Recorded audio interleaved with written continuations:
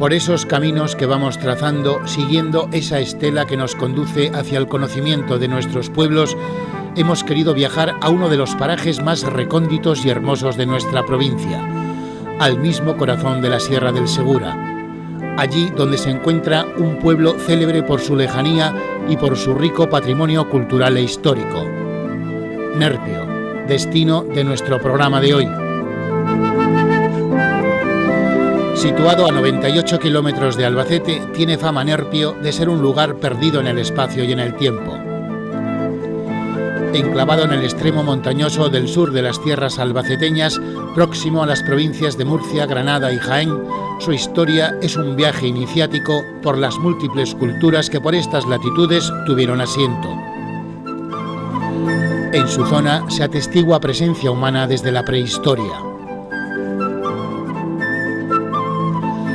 Fósiles en forma de caracol del periodo Jurásico con más de 35 millones de años a sus espaldas, o hachas de piedra, puntas de flecha de siles o trozos de cerámica encontrados en su entorno, dan testimonio de un lugar donde desde tiempo inmemorial ha existido una gran actividad humana.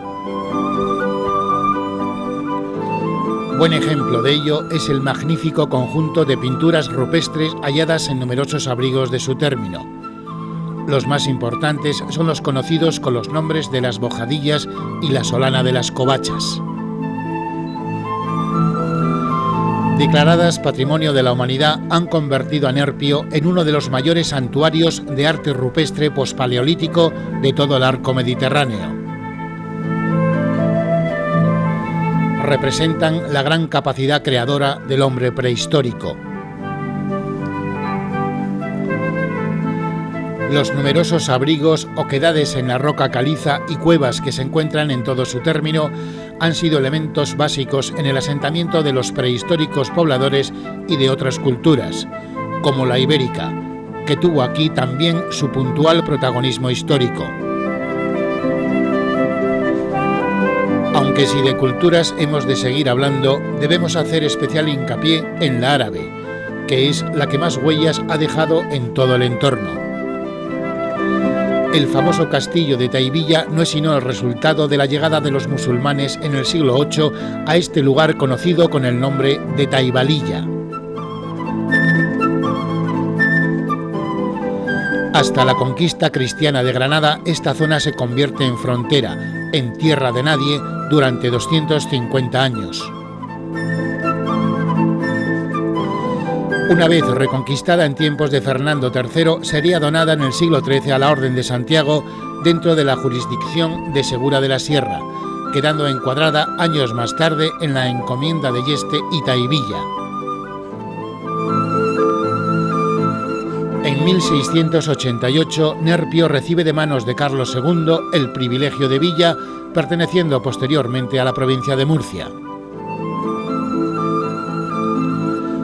Permanecería vinculada a la Orden de Santiago hasta el siglo XIX, en que fueron disueltas las jurisdicciones de las órdenes militares.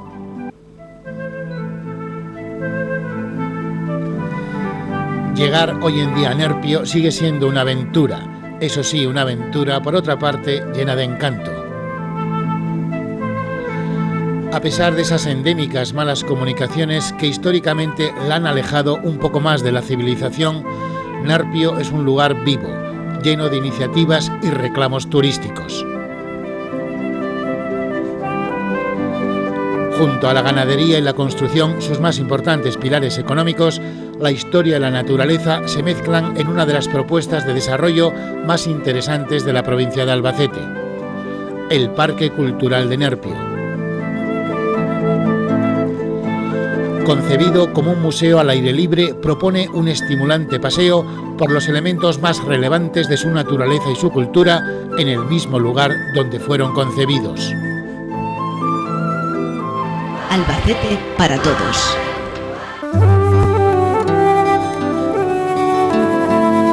Vive Nerpio inmerso en el paisaje, flanqueado por las cuencas de dos pequeños riachuelos, el Taivilla y el Acedas. El Acedas nace muy cerca de la población, apenas a 2 kilómetros, en un recogido lugar donde se ha instalado una zona de esparcimiento, que sus habitantes utilizan para chuletadas y celebraciones o simplemente para pasar un día de campo.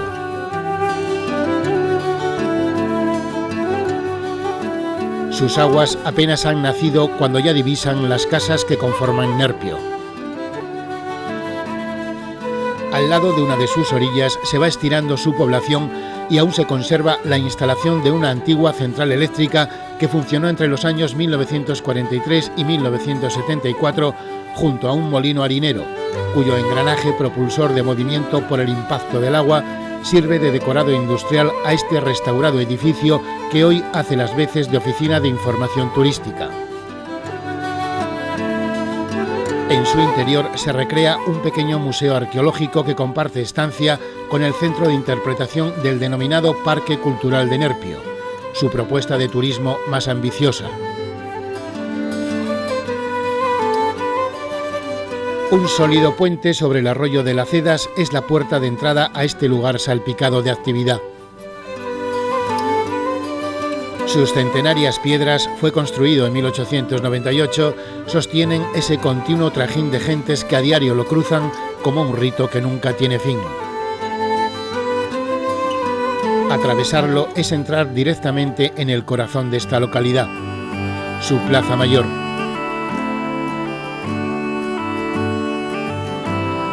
Es este un lugar de encuentro, de tránsito y tertulia, donde cada día sus gentes le dan un repaso a la actualidad más inmediata. En ella se concentran diversos símbolos de esta localidad. El más aparente es su iglesia parroquial de la Concepción, que dibuja en uno de sus laterales el camarín de la Virgen saliendo sobre la calle y formando un bonito y curioso arco.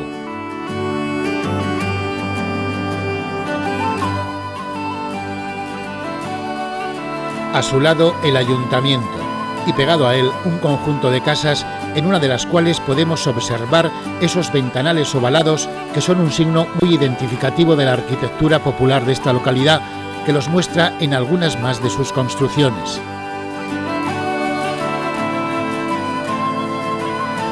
Pasear por sus calles es ir descubriendo aromas de un remoto pasado árabe, reflejado sobre todo por lo estrecho de las mismas y lo laberíntico de su trazado.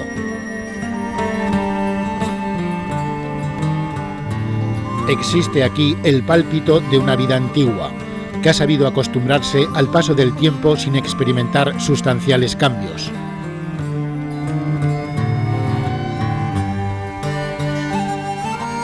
Es el latido que anima su casco antiguo, donde la estela del butanero se convierte en símbolo de lo cotidiano, en el espejo de una España rural aún pegada a la bombona, aunque por otra parte no ajena a la modernidad. Pueblo secreto y vital, a tiro largo de piedra, escondido de miradas aunque abierto a todo aquel que quiera descubrirlo. En otros tiempos sus gentes tuvieron que emprender el siempre costoso camino de la emigración. En la actualidad, Nerpio, lejos de ser un núcleo de población a la baja, ha sabido mantener sus índices demográficos estables. Sí, pues ahora mismo tenemos 1.800 habitantes. En el año 50 teníamos 5.000, o sea que te puedes imaginar la evolución que vamos teniendo. En los últimos años se está estabilizando en los 1.800, 1.900 y esperemos que por lo menos nos estabilicemos en torno a eso, a los 2.000 habitantes. A pesar de ser una población un poco retirada de lo que es la civilización, ¿no? Sí, bueno, siempre nos dicen que estamos lejos de todos sitios. Nosotros pensamos que Nerpio está en su sitio y el que está lejos es el resto del mundo. En muchos casos suele acontecer que las iglesias representan ese núcleo central a partir del cual han ido creciendo los pueblos. Tal es el caso de la iglesia parroquial de la Concepción, que más bien parece una casa más si no fuera por esa pequeña torre que la diferencia de las demás. Sus orígenes datan del año 1602, aunque posteriormente fue reformada y ampliada.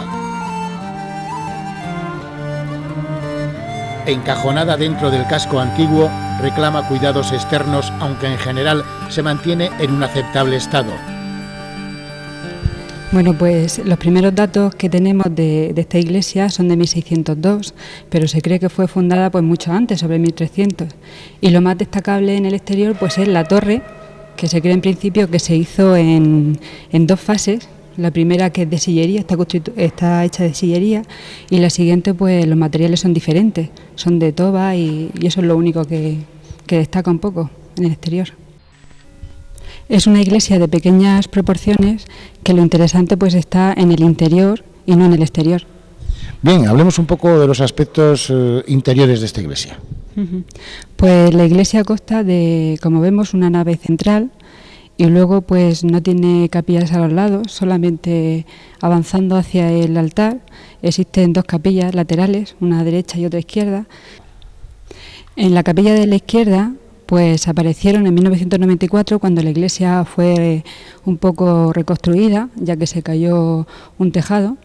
Entonces aparecieron unos retablos, unos frescos pintados que son del finales del siglo XVII y principios del XVIII.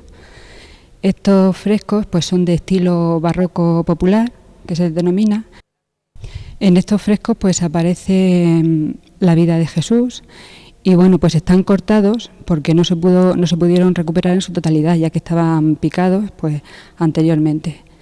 Entonces también pues aparece un retablo de 1775, también barroco, muy bonito, y con una imagen de San Antonio en su parte central.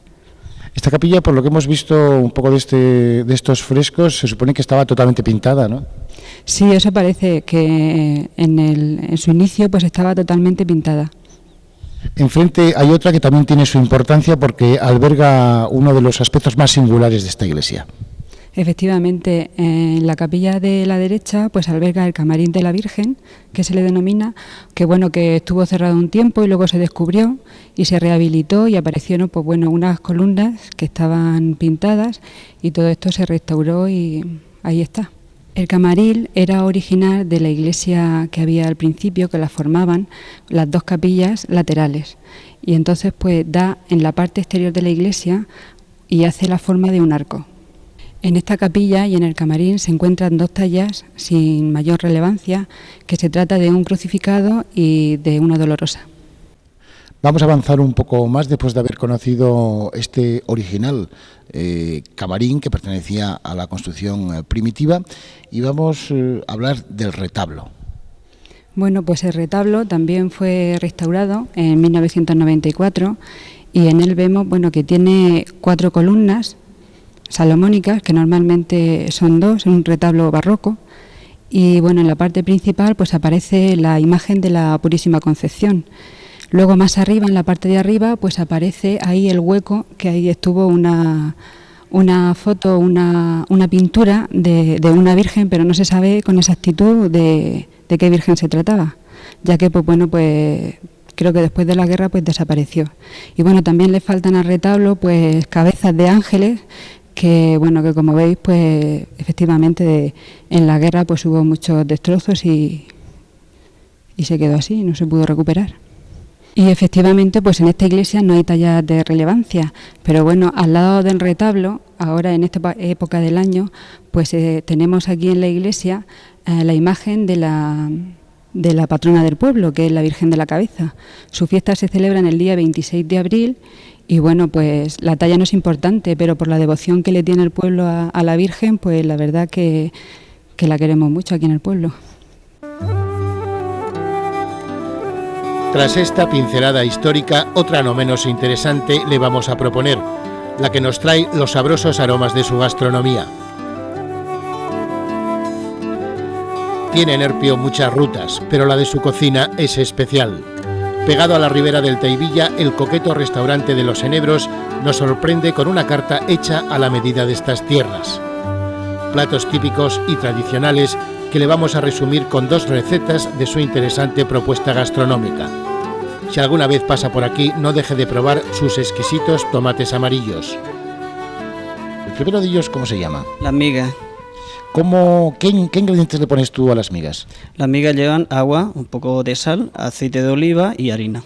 Y luego, bueno, se acompañan con tropezones, normalmente frutas del tiempo, de las que da en cada época, y luego pues con panceta, hígado de cerdo, pimientos, en fin, un poco de todo, chorizos de orza y un poco de todo. ¿Cómo lo haces? Vamos a ver, se pone el agua y entonces se le pone un poco de sal hasta que el agua esté un poco saladita. Luego se deja hasta que esté hirviendo y cuando está hirviendo se le va añadiendo la harina hasta que se forma una masa muy compacta. Cuando esta masa está compacta empieza a añadírsele un poquito de aceite, se le van dando vueltas y se le va pasando la cuchara poquito a poco. Se tarda aproximadamente unas 2 horas hasta pues que se quedan hechas migas. Es decir, que se quedan sueltas, ¿no? Sí, se quedan ya sueltas, se nota que se queda ya la miguita pequeña. Y al final se añaden todos esos elementos que complementan, ¿no? Exactamente, ya cuando están terminadas es cuando se le van añadiendo pues todos los tropezones con los que se acompañan en cada momento. Otro de los platos que nos va a presentar es exactamente el que lleva por nombre. Sí, este también es la olla de alubias morunas, una variedad de alubias que solamente se dan aquí en Nerpio. Las alubias se recolectan en agosto o septiembre, se enrastran y se dejan secar y luego a partir de cuando están secas pues ya se puede elaborar en cualquier momento. Bien, ¿cuáles son los ingredientes que utilizas y cómo lo haces? Sí, los ingredientes, como he dicho, pues son alubias, hay que dejarlas secar, una variedad, la moruna, que solamente se da aquí en Nerpio, lleva patatas, codillo, mano de cerdo, morcilla y un poco de embutido. Y luego, pues la forma de elaborarlo, pues bueno, como decía, se dejan secar las alubias, por la mañana el día que se va a hacer hay que empezar muy temprano y se le echa agua hirviendo. Y entonces se escardan un poco las alubias hasta que vuelvan a tener la textura que tenían cuando se secaron. A partir de ahí pues se echan en una cazuela junto con las patatas, el codillo y todo lo demás que como ya he dicho y bueno se deja cocer. Aproximadamente hay que dejar cocerlo alrededor de unas 5 horas. Es decir que es un plato muy laborioso también. El devenir de la historia ha ido convirtiendo el municipio de Nerpio en un verdadero yacimiento cultural. Con esta idea se ha desarrollado el Parque Cultural de Nerpio. Un recorrido por este concepto nos lleva a nuestro punto de partida, el nacimiento del río Taivilla, cuyas aguas descienden de las sierras de Taivilla, Las Cabras y Pincorto. Después de probar los berros que tradicionalmente nacen en las aguas de su cabecera, nos desplazamos apenas 500 metros para encontrarnos con uno de los más importantes conjuntos de pinturas rupestres del arco levantino, las del abrigo de la Solana de las Covachas. Aunque es el más importante, hay localizados más de 60 abrigos en la zona, de los cuales destacan también el de las Bojadillas y el Torcal. Entrar en este recinto prehistórico es sentirse observado por las profundas cuencas de esos ojos milenarios que han quedado esculpidos para siempre en sus piedras. Nerpio se une al resto de poblaciones que mantienen en su término municipal manifestaciones de este tipo de arte rupestre relativamente tarde, aproximadamente los años 50-54, que es cuando se descubre el primer conjunto rupestre que precisamente es en donde estamos, que es el conjunto rupestre de Solana de las Covachas, que la descubrió el maestro de la aldea de Pedro Andrés, que está un poco más abajo. Es decir, a partir de ahí, pues prácticamente, fue un hallazgo continuo, incluso hasta estos días, en estas fechas, que se están apareciendo nuevos abrigos más, y que nos están dando fe de que nos encontramos en una zona privilegiada en este sentido. Es decir, no en vano, hay que tener en cuenta que el arte rupestre levantino o del arco mediterráneo, como se ha denominado actualmente, ha sido declarado Patrimonio de la Humanidad por la UNESCO y que este valor ha sido fundamentalmente creado con la idea de preservar este tipo de manifestaciones que consideramos que son Patrimonio de la Humanidad. Es importante remarcar la zona de Nerpio porque estamos aportando ahora mismo el 70% del arte rupestre de toda Castilla-La Mancha, la está aportando el término municipal de Nerpio. Yo creo que eso nos otorga por derecho propio ser una de las zonas de mayor densidad de este tipo de pinturas y uno de los núcleos más importantes, no ya solo de nuestra región, sino de todo el arco mediterráneo. ¿A qué época se remontan estas pinturas? Bueno, la verdad es que en cuanto a hablar de cuestiones técnicas de las pinturas, la verdad que deberían de ser los arqueólogos, los profesionales en prehistoria los que deberían de decir las cosas. Yo conozco algunos datos y todos están más o menos de acuerdo en pensar que se trata de un arte rupestre post-paleolítico. Es decir, estamos hablando de finales del Paleolítico, Mesolítico, ya entrando un poco hacia el Neolítico. Pero la verdad es que es un tema que está muy candente últimamente y que no hay un criterio común a la hora de determinar en qué ambiente catalogar este tipo de arte rupestre. Para que nos entendamos, en años. En años, yo calculo que si estamos hablando del Mesolítico o Epipaleolítico, pues podríamos estar hablando del quinto, sexto o séptimo milenio antes de Cristo, más 2000 que llevamos ahora, estaríamos hablando de 7.000 o 8.000 años. Bien, me gustaría que me explicaras las pinturas, algunas de las pinturas que se encuentran en este asentamiento, quizá las más importantes. Voy a intentar resumiros brevemente algunas de las figuras que aparecen. Aquí hacia la izquierda vemos una gran figura, posiblemente de un ciervo, porque hemos perdido todo lo que es la cabeza, apreciamos perfectamente la línea de perfil del animal, los cuartos traseros, la panza y los cuartos delanteros, y cómo lleva incrustada en el vientre una flecha. Tiene el relleno a la tinta plana del interior de la figura. Debajo de este gran ciervo tenemos una cierva naturalista de rasgos estilizados, porque como podéis apreciar, una figura que se estira en su forma de ejecución. Aquí aparecen las orejillas, la cabeza, el cuello, el cuerpo, los cuartos traseros, la panza y los cuartos delanteros, y curiosamente hay una figura infrapuesta a esta cierva, mucho más pequeña, que no nos permite determinar qué tipo de especie es. Sabemos que es un cuadrúpedo, que curiosamente es mucho más antigua que la figura de la cierva. La zona central, como podéis ver, empezamos con una gran figura humana, posiblemente masculina, casi con toda seguridad. Aparecen los pies, los gemelos, los dedos de los pies pintados. Como veis aquí, los gemelos perfectamente desarrollados, los dedos de los pies, el cuerpo que sube hacia arriba, y aquí estaría la cabeza, que tiene una especie de tocado en forma de montera de torero. Y curiosamente a su derecha aparece una mujer, también de rasgos estilizados, con una farda acampanada, en donde aquí apreciamos la cabeza, los brazos, en posición de danza, una figura muy alargada y una farda acampanada que acaba en los pies, que se pierde el pie derecho. Giramos hacia la derecha del gran personaje y vemos como aparece otra mujer de rasgos más pequeños, en donde aparece la cabeza con el pelo, el cuerpo, una farda de tipo más recta y los dos pies que parece que va caminando. Y más hacia su derecha aparece otra figura femenina, también de rasgos estilizados, con farda acampanada.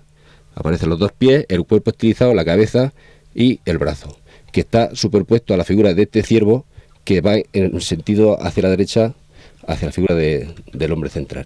Debajo aparece la figura de otro cuadrúpedo, posiblemente una cabra, donde aparecen los cuernos, la cabeza, también el perfil perfectamente delimitado, el cuerpo, las patas delanteras, las patas traseras, y luego debajo de él la figura de un gran gamo, también en donde se aprecia perfectamente la línea de perfil, que es la técnica que se utiliza los levantinos para pintar, es decir, perfilar con un trazo que se llama un trazo cubriente de perfiles precisos, donde aparecen las patas delanteras, los cuartos traseros, parte del cuerpo y de la cabeza que se fue, desconchado antiguamente ya, y parece ser más moderno, y aquí es donde aparecen las astas de este gran gamo, con las líneas de candiles que se llaman, que son las astas en donde acaban las cuernas. Aparte del valor histórico que tiene este asentamiento con estas pinturas rupestres, este lugar forma parte también de un proyecto más amplio, que es lo que se denomina el Parque Cultural de Nerpio. Me gustaría que me lo explicaras. Sí, el concepto del Parque Cultural de Nerpio, la verdad es que es un concepto novedoso y en cierto modo piloto en nuestra región Castilla-La Mancha, que grosso modo lo que busca es precisamente, en base a la importancia que tiene a estos núcleos de arte rupestre, que ha sido declarado Patrimonio de la Humanidad, pues pensamos que la figura del Parque Cultural aparece o se genera o se crea en el sentido de intentar, por encima de todo, proteger este legado cultural. Pero además de este legado cultural, queremos que esto se conserve también dentro de la integridad natural que lo acoge y que lo reconoce. Entonces, en este sentido, podríamos decir que el Parque Cultural de Nerpio es un concepto fundamentalmente proteccionista de nuestro patrimonio en general. Bien, yo me imagino que habrá una ruta donde la gente irá viendo cosas. Por ejemplo, aparte de las pinturas, creo que hay un castillo. Sí, hay una fortaleza medieval de origen almohade que fue muy importante en la Edad Media, sobre todo porque fue zona fronteriza con el Reino de Granada y, en fin, tuvo su papel importante y también está englobado dentro de este concepto de patrimonio, porque lo es en sí. Es decir, quizás la estrella un poco de este parque cultural sea las pinturas, porque son elementos mucho más frágiles y más sensibles, pero no obstante, es decir, el castillo, la época medieval, los restos medievales que existen de torreones y tal, también forman parte de este programa ambicioso de conservación del patrimonio. Todos estos aspectos culturales se pueden observar adentrándose por la cuenca del río Taivilla, cuya cabecera hemos dejado atrás junto a las pinturas rupestres y el castillo de origen almohade. Siguiendo este valle fluvial nos encontraremos con otro de sus principales protagonistas, el nogal. Siempre se ha dicho que Nerpio es nogal de ricas nueces, y su famoso plantón del covacho, el nogal de nogales. Esta magnífica pieza de casi 24 metros de altura y unos 6 metros de cuerda proporciona sombra a unos 750 metros cuadrados. Declarado árbol singular, se cree que tiene más de 500 años de antigüedad. Es el símbolo vivo del pueblo, un auténtico alarde de la naturaleza que muestra en su ramaje su verdadero poderío.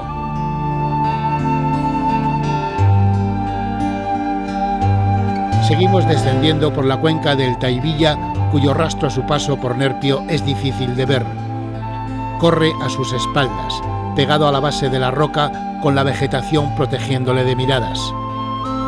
Es como un arroyo que por este lugar pasa furtivo y solo se deja ver en su escueta dimensión una vez que sus aguas van a descansar al pantano que lleva su mismo nombre, el pantano del Taivilla.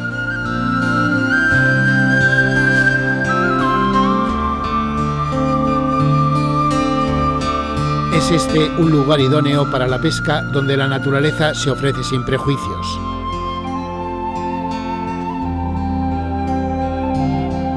Flora y fauna se confabulan en el paisaje como un componente más del ya mencionado parque cultural.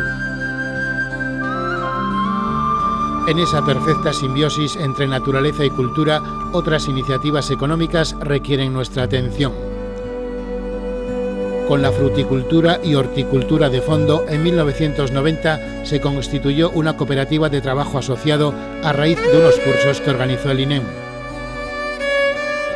Compuesta por 7 socios, han desarrollado una interesante actividad en torno al trabajo de forestación en el monte y al cultivo y comercialización de productos ecológicos, entre ellos la frambuesa, con la que están obteniendo buenos resultados económicos. Hacemos trabajos silvícolas, trabajos de monte, trabajos forestales durante la campaña de invierno. Aquí durante el invierno, por la climatología de la zona, pues no se puede hacer ningún tipo de agricultura. Entonces el invierno lo cubrimos con los trabajos forestales y en verano pues nos dedicamos más a la parte agrícola, hacemos agricultura ecológica y pues ahora estamos también intentando transformar parte de la producción que nosotros mismos hacemos. Bien, vosotros tenéis centrada un poco la actividad cooperativa agrícola, básicamente en la frambuesa. Explícame un poco esto. Sí, bueno, básicamente en la frambuesa porque realmente fue con lo que se empezó, o sea, fue el núcleo, digamos, de donde se constituyó, ahí empezó la cooperativa, con un cultivo de frambuesa. Todo lo demás se ha ido haciendo un poco alrededor y posteriormente a eso. Entonces el principal cultivo, desde luego, hoy por hoy es la frambuesa, sí. Cultivo, por otra parte, novedoso, ¿no? Bueno, desde luego en esta zona sí, es un cultivo, tradicionalmente aquí no se ha cultivado. Aquí se empezó a cultivar cuando nosotros empezamos con esto, sí. ¿Y por qué os habéis decidido por este cultivo no tradicional? ¿Quizá porque tiene salida en el mercado? Sí, básicamente cuando se empezó esa fue la razón, claro. Era un cultivo que tenía posibilidades, se le veían en su momento posibilidades, se hicieron unas pruebas y funcionó bien, o sea, se adaptó bien al clima y al tipo de terreno y demás. Y bueno, pues como funcionó bien y parecía en su momento y sigue teniendo expectativas de mercado y demás, pues esa fue la razón, claro, desde luego. Bien, el caso es que vosotros distribuís la frambuesa en diferentes formatos, por decirlo de alguna forma, ¿no? Explícamelo. Pues mira, la mayor parte la vendemos en fresco, aunque un poco elaborada, digamos. Realmente nosotros la congelamos aquí. Es un cultivo muy perecedero, entonces, pues como estamos lejos de las zonas de consumo y demás, lo que hacemos es, la cultivamos, la recolectamos, la limpiamos y se congela aquí, y ya desde aquí sale congelada para las conserveras, en este caso Ero, España, que es quien nos la compra. Y la compra toda, creo, ¿no? Sí, toda la que vendemos en fresco es para esta fábrica, sí. Y ahora estamos en la fase de transformar, nosotros estamos empezando a transformar parte de ese producto. Mermelada de frambuesa y de mora, ¿no? Mora. Sí, aunque la mora no la cultivamos, es silvestre, la recogemos de las que se dan espontáneamente por aquí, por la zona, sí. Bien, ¿y qué tal está yendo el negocio? Bueno, pues, hombre, la verdad es que todo lo relacionado con la agricultura siempre está un poco devaluado, ¿no? No se valora realmente todo el esfuerzo que cuesta llevar esto adelante, pero bueno, dentro de eso, pues es uno de los cultivos que mejor está funcionando